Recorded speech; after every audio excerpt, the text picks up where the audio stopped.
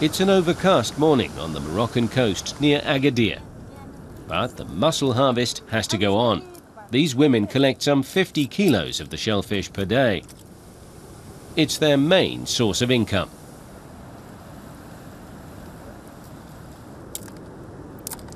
The women, who come from a village called Douira, have increased their wages by joining together to form a co-op.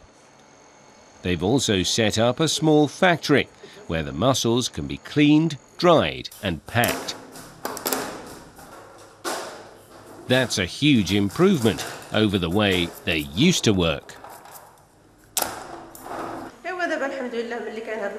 Thanks to modern technology, we now cook with gas, and we've got these large pots.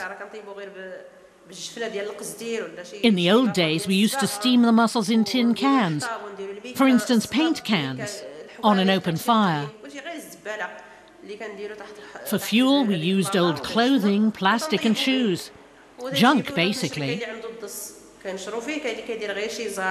And we used to dry the mussels on the ground, where birds and cats came and ate them up. The women used to sell their mussels on roadsides for the equivalent of €1.50 per 500 grams. Better processing methods mean they now earn about 3 times what they used to. Martin Tampe and Farid Ouider from the German Agency for International Cooperation, the GIZ, helped the women get started. The project is also aimed at helping Moroccans adapt to the challenges of climate change. The traditional way of coping with climate deviation is no longer practicable here. So we need to find new forms of cooperating, living off the land and earning an income.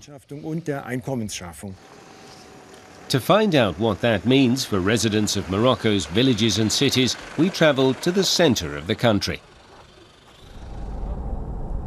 The 2 GIZ workers are on their way to visit other innovative projects. Suddenly, a herd of camels appears on the road. These animals used to be fairly scarce in these parts. But as we learn from talking to the mayor of the town of Ait Baha, nomadic camel herders are becoming a problem. And at the root of that problem is climate change.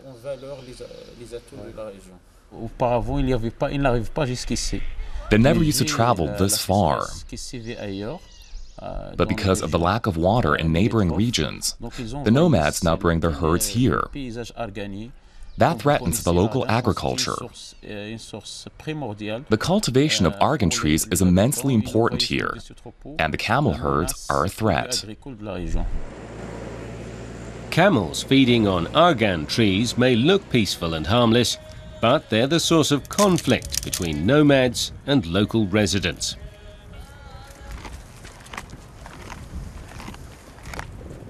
Thus far, no one has found a solution to the problem. And an even bigger challenge for Ait Baha is to normalise the water supply. When there isn't enough rain, the river dries up completely.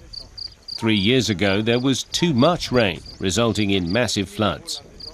Too little, too much. There's no chance for lasting stability in this region if people don't learn to deal with extremes. Community leaders sought expert advice, and an idea emerged.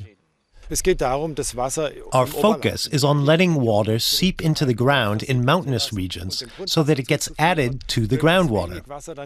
We want to divert water away from the riverbeds so as to limit flood damage to buildings, settlements, and agricultural areas.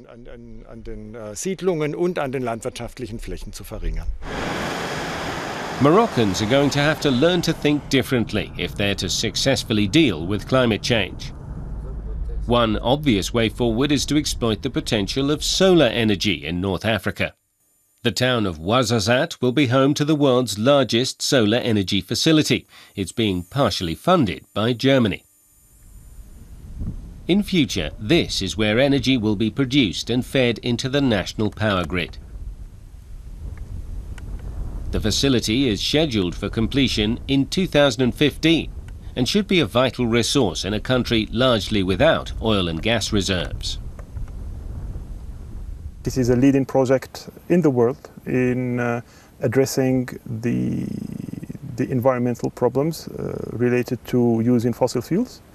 But also it's a project that is going to give Morocco some independency on the energetic side. So it is very well seen and very well considered by the whole Moroccan population. The Ouarzazate project is a massive undertaking, but smaller ideas also make a difference. Ouider and Tampe travel on to the village of Tamaite Oufela, where a cooperative is trying to improve agricultural harvests. The project functions without a lot of money, so it could serve as a model for other projects and cooperatives. Mariam and Rakia Akado are part of the initiative, which aims at strengthening sustainable farming in the region. A drip irrigation system for watering crops has been introduced to deal with chronic water shortages.